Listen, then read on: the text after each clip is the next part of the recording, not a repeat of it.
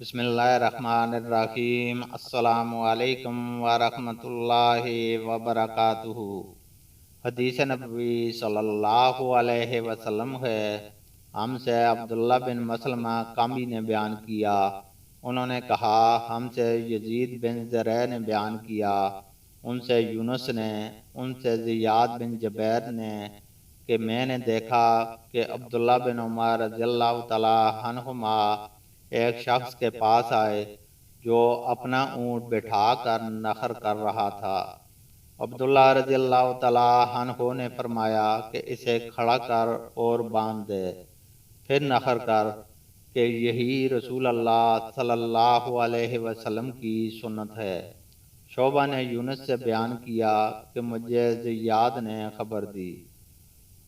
اللہ تعالیٰ سے دعا ہے کہ وہ ہمیں قرآن اور حدیث کو سننے، سمجھنے اور اس پر عمل کرنے کی توفیق عطا فرمائے، آمین۔